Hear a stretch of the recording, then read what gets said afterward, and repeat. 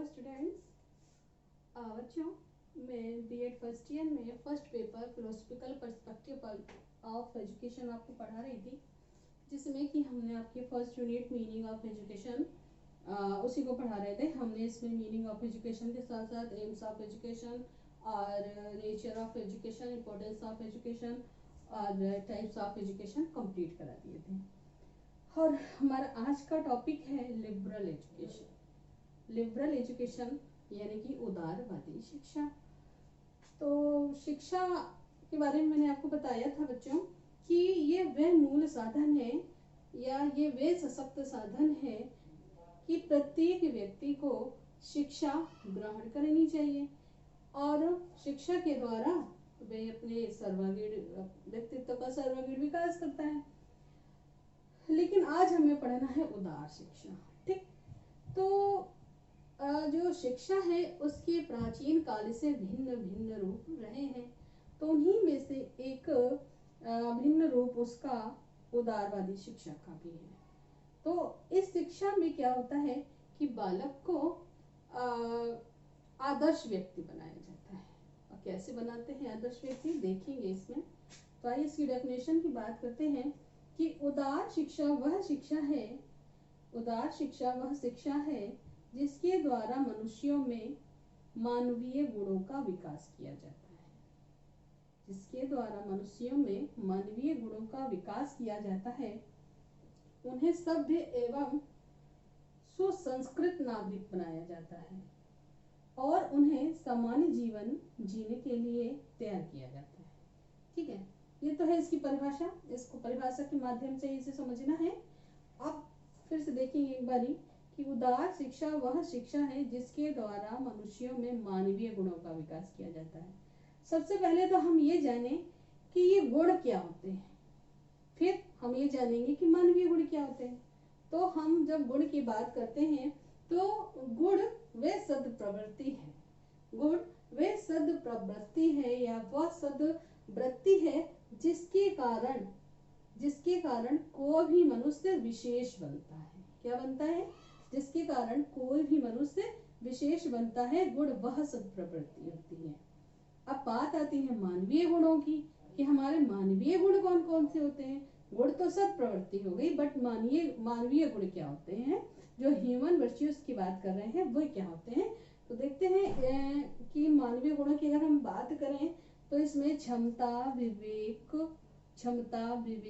करुणा और ईमानदारी और जागरूकता, अनुशासन और सत्यता, तो ये जो आदर्श गुण होते हैं वे सभी हमारे मानवीय गुण कहलाते हैं। जब ये मानवीय गुण कोई भी व्यक्ति अपने अंदर आत्मसात कर लेता है, उन गुणों पर चलने लगता है, वह गुणों से उनकी पहचान होने लगती है, तब वे बालक क्या कहलाता है? तब वे बालक सभ्य एवं सुसंस्कृत नागरिक बन जाता है।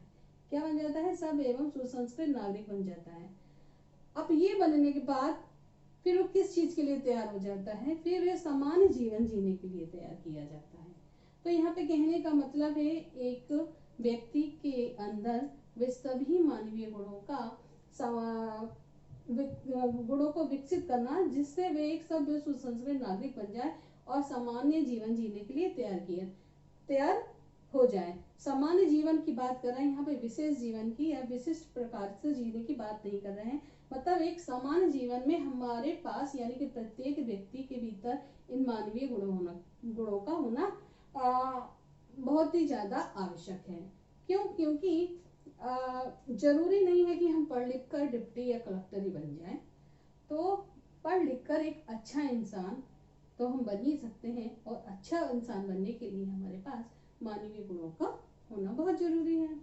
तो इस प्रकार से ये उदारवादी शिक्षा के अंतर्गत आता है। तो बहुत छोटा सा टॉपिक है।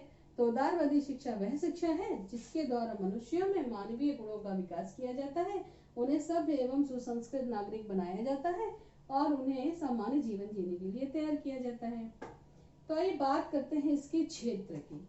तो इसके क्षेत्र में हम देखेंगे तो उदारवादी शिक्षा का क्षेत्र यानी कि उदारवादी शिक्षा में क्या हो रहा है कि किसी भी व्यक्ति के भीतर मानवीय गुणों का विकास किया जा रहा है। तो जब मानवीय गुणों का विकास व्यक्ति के भीतर किया जा रहा है तो उसका क्षेत्र क्या होगा, खुद उस व्यक्ति का विकास। तो उस व्यक्ति के विकास में क्या क्या चीजें आ जाएंगी, शारीरिक विकास है, मानसिक विकास है, सामाजिक विकास है, सांस्कृतिक विकास है, आध्यात्मिक चेतना का विकास है। इसमें हम और जोड़ दें तो नैतिक एवं चारित्रिक विकास है और आर्थिक विकास है। तो इस प्रकार से इसकी जो है बहुत लंबी चौड़ी लिस्ट हो जाएगी। लेकिन अगर हम यहाँ आगे एक पॉइंट बढ़ा दें कि सर्वांगीण विकास, तो सर्वांगीण विकास के भीतर ही सारे विकास आ जाएंगे। तो उदार शिक्षा के क्षेत्र में हमारा सबसे पहला है शारीरिक विकास। तो शारीरिक विकास इसलिए जरूरी है कि यदि हमारा शारीरिक ही सुदृढ़ नहीं होगा, उसमें अगर कोई विकृत होगा तो हमारा जो है आगे का जो विकास है, मानसिक विकास, बौद्धिक विकास, वो सब जो है रुक जाता है। तो शारीरिक विकास इतना जरूरी है, पहले हम स्वस्थ रहें। और स्वस्थ, अरस्तु ने जैसा कि कहा है कि स्वस्थ शरीर में स्वस्थ मस्तिष्क का निर्माण होता है। तो यदि हम शारीरिक विकास से हमारे अंदर कमजोरी होगी तो हम कुछ भी अच्छा करने के लिए सोचना पड़ेगा और हमारे अंदर वो तत्परता नहीं रहेगी। तो इसलिए सबसे ज़्यादा जरूरी है शारीरिक विकास, जो एक संतुलित आहार और योगा के माध्यम से हम अपने विकास को शारीरिक रूप से अच्छे ढंग से तैयार कर सकते हैं। फिर है हमारा मानसिक विकास। तो मानसिक विकास शिक्षा के द्वारा ही हमारा संज्ञान का विकास होता है। अगर जितना हमारा संज्ञान का विकास होगा उतना ही ज़्यादा हमारा मानसिक विकास होगा। तो मानसिक विकास जो टोटल किसके द्वारा संभव है, वो हमारी शिक्षा के द्वारा ही संभव है। फिर आता है सामाजिक विकास। जैसा कि मैंने आपको बताया था कि प्रत्येक व्यक्ति जो है वो एक सामाजिक संबंधों में बंधा हुआ है। तो उस सामाजिक संबंध में व्यक्ति जो है, समाज के बिना उसका कोई अस्तित्व नहीं रहता है और समाज भी व्यक्ति के बिना कुछ मायने नहीं रखता है। इसलिए इन दोनों के संबंध की बात सामाजिक विकास करता है। तो शिक्षा के द्वारा हम जानते हैं कि सामाजिक रहन सहन, सामाजिक आचरण, व्यवहार और नैतिक मूल्य, ये सारी चीजें क्या हैं, सामाजिक मूल्य क्या है, तो ये सब की जानकारी हमें सामाजिक विकास के द्वारा शिक्षा से प्राप्त होती है। तो शिक्षा जो है इस प्रकार से हमारी सामाजिक विकास भी करती है। फिर बात आती है सांस्कृतिक विकास की। तो सांस्कृतिक विकास जो है, हमारी संस्कृति जो है हस्तांतरित होती रहे, उसको किस प्रकार से संरक्षित किया जाए, तो उसका भी विकास हमारी शिक्षा के द्वारा होता है। तो हमारे इस प्रकार से जो सांस्कृतिक विकास है वह शिक्षा के द्वारा ही संभव होता है। तो सांस्कृतिक विकास भी प्रत्येक व्यक्ति का बहुत सुदृढ़ होना चाहिए।